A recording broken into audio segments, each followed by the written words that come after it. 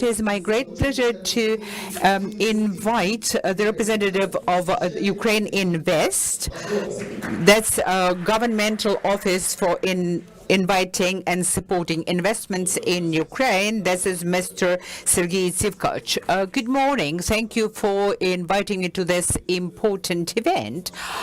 Investment is about future as well as it is about today. Today we're going to discuss the economic situation in Ukraine at large and the project that we are now implementing in Ukraine, not all of them, of course, but only those that UkraineInvest focuses on in order to attract and use investment. A couple of words about investment. Foreign direct investments, you can see that in 2021, Ukraine made a breakthrough in attracting foreign direct investments, FDI, more than 7.3 billion US dollars. Year 2022, you can see the huge gap, a bit over 500 million of US dollars. Now, according to the National Bank of Ukraine, we've been through the threshold of 3 billion US dollars of FDIs. Of course, this is reinvestment, and you should be aware of that. The companies use their money to expand their businesses. You've got new capital investment, but we have to attract more investment together with new technologies, new partners, suppliers, both regional and global, because we need to ensure the economic overhaul of this country. We are not rebuilding the country, we are transforming the country due to the use of new technologies. Thanks to the support of international partners and the efforts of the national government, we've managed to stabilize the national currency, and now we're working to improve the macroeconomic situation in Ukraine, to put it under control, and again, thanks to our international partners. Benefits and advantages of Ukraine are linked to recovery, and the investors will be able to participate to sell their goods that would be manufactured here. The Ukrainian budget money with the setting up new jobs in Ukraine. Digitalization, and I'm thankful to the Minister of Digital Transformation for what you're doing right now, for introducing new services which both speed up our moving forward, but also puts barriers on the road of corrupt officials. Then in innovation, in some areas it is possible, like in agriculture, in processing, we have to be moving ahead, not only thinking about assisting somebody, but also thinking about leading in certain sectors or areas of economy. A motivated labor force, it's about the people who not only fight for Ukraine, but also want to recover Ukraine. These are our defenders, both men and women, who would be returning to their respective cities, towns, and villages to build new jobs and new enterprises around themselves. Then insurance, we saw Bill 9015, and the Export Credit Agency will be able to provide insurance, and there will be investment insurance pool that will offer certain guarantees to international organizations and governments. Our geographic location, and of course access to markets around us. Within 4,000 kilometers there is 1 billion potential consumers and customers of our products and services. It's a huge market where we can find our place, reasonably planning our manufacturing capacity and capabilities. Now, speaking about investment opportunities, you mentioned startups. We do not focus on startups. We don't have anything like minimum investment. We can work with 100,000 and a billion euros of investment. I will tell you about certain things that are essential for Ukraine in terms of its recovery. As the Prime Minister of Ukraine mentioned some time ago, several economic crimes or offenses have been carried out against Ukraine. First of all was the lack of the foundation for PPP and investment partners that would be conducive to the rebuilding of Ukraine and effective processes in it. So concessions. Back in 2019, the necessary law was adopted. First two contracts were signed with crude terminals and Oil. They haven't been implemented fully, unfortunately, because of the all-out war, but those were two first positive cases. And now the Parliament and the Minister of Economy are working to improve legislation on PPPs and concessions that will open up the gates to speedier processes, including in the area of concessions. We have to ensure a greater number of such contracts and agreements. What are the potential targets for the implementation of concession agreements? 16 river ports, 13 seaports, 19 airports, more than 1,400 roads that can be handed over into concession for a better transportation and more effective transportation of goods, commodities and services to their consumers. We've got the feasibility studies to develop 4 airports, 3 sea and river ports, 4 bridges, 5 roads and 8 railroads projects or facilities, and those will be the backbone of the recovery and rebuilding in Ukraine, because investors will need special conditions to be attracted to participate in recovery, and that's where concessions would come in handy. Look at 1970, we used to mine over 60 billion cubic meters of natural gas. Now we produce less than 20 million cubic meters, which is sufficient to meet the local demand, but you know that the aggressor state did everything for us to decrease this production through corruption, through aggression, through other ways to harass and intimidate us. We have to be energy independent, and the power supply should be diversified in Ukraine. As matters stand, we have more than 700 billion cubic meters of reserves of natural gas, more than 80 million tons of oil in reserves, more than 20,000 mineral deposits, and more than 100 critical minerals essential for any economy. Those include lithium, cobalt, zirconium, graphite, etc. You know that an agreement was signed with the EU on a joint effort in mining critical minerals. The projects that are through product sharing agreements, and if you look at UkraineInvest, state-owned company, they've got more than 20 plus fields that will be developed under the PSA system, more than 19 million tons of oil and more than 31 billion cubic meters of natural gas. These projects are almost completed. Recently, we visited the USA, and our partners there are also contributing to our search for investors to implement similar projects, not only in these areas, but in other sectors as well.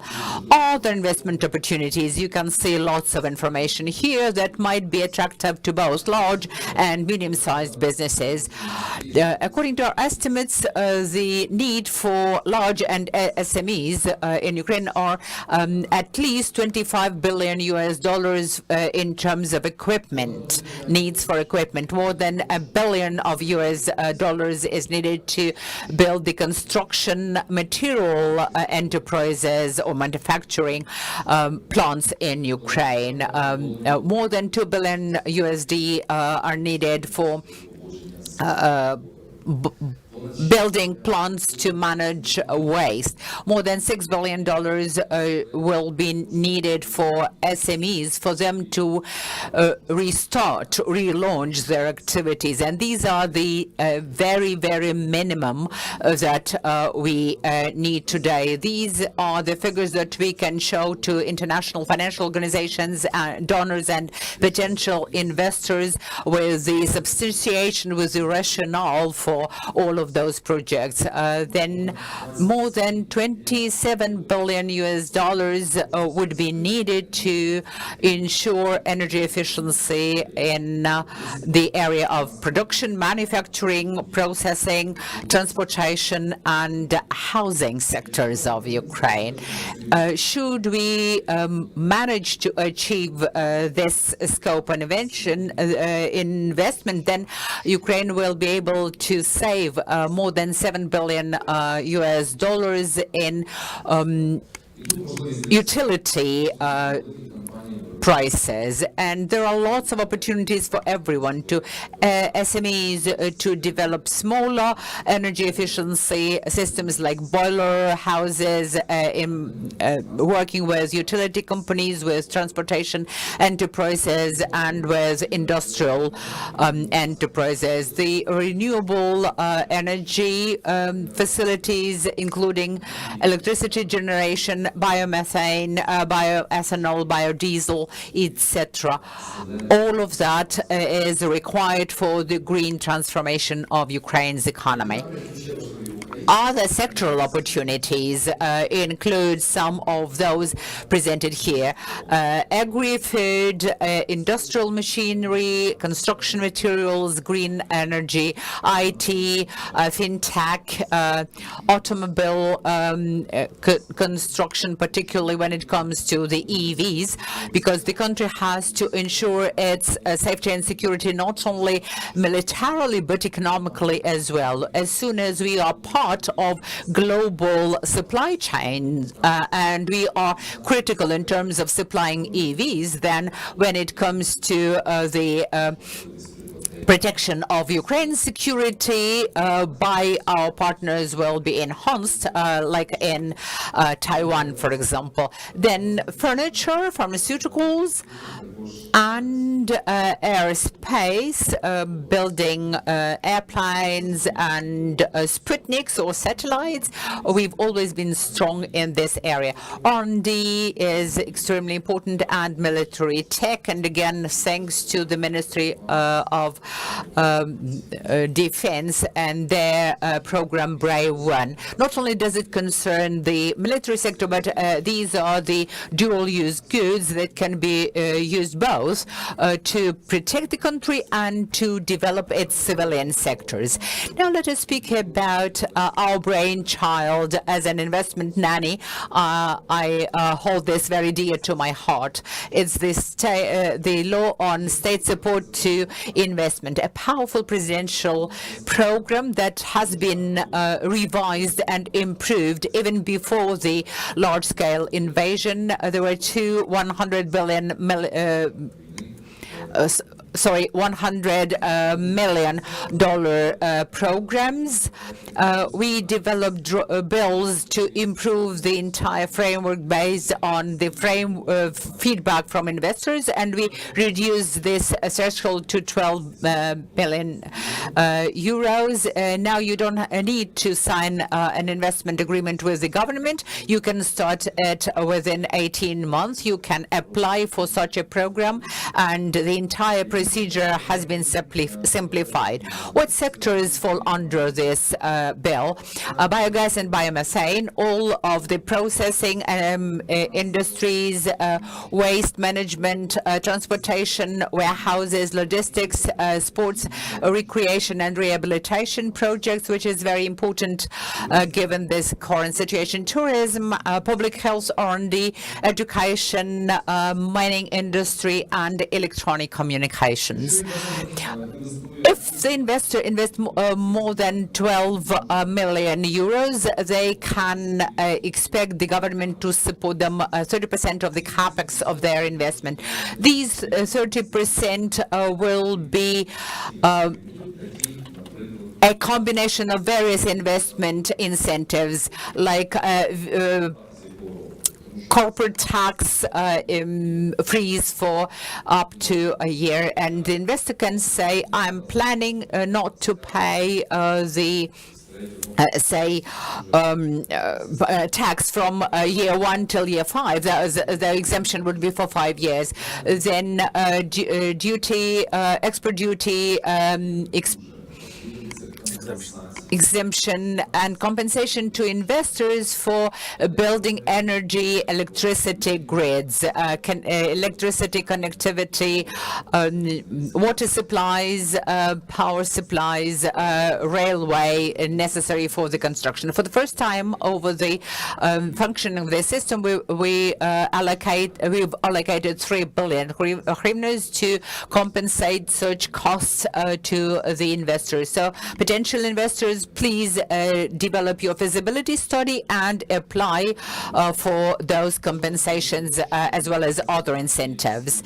Essentially, as a result of cooperation to get such incentives, the investors will get direct agreement between the investor company and the government of Ukraine for as long as 15 years, and the investor can choose a law that will be applied to it. Then the way to address certain disputes and litigations, and all of the rules will be fixed within this investment project. Where say, taxation is raised in a sector of economy where this project is being implemented, this investment project will not fall under such an increase. So this tax rate will be fixed for the entire period of the project implementation, for the investor to be able to make long-term plans. If an investor suffers a certain damage caused by certain governmental activities, then the government will compensate for such damage as well.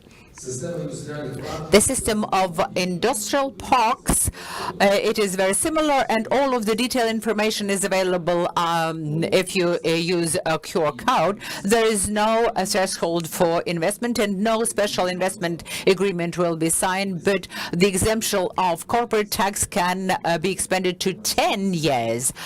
We've got more than 70 industrial parks. Very few of them, unfortunately, are operating right now, and I will always encourage local governments and companies not to register industrial parks without the anchor investors. We've got the Kanks Park, $300 million in 3 regions in the west of Ukraine, but none of the industrial parks was supported by investors. Now we are planning to build a totally new one in a totally different territory. So first find an anchor investor, and only then please start building industrial industrial parks. This is a very important slide, particularly for international partners. You can see temporarily occupied territories shaded in red. Then you've got the green territory of governmentally controlled areas, and that's where we supported business developments for more than $1 billion in various regions. Starter Kiev, Carlsberg 40, Simok Sergiy 30 million, the Transit $60 million, and 20 have already been invested. They've got their production line.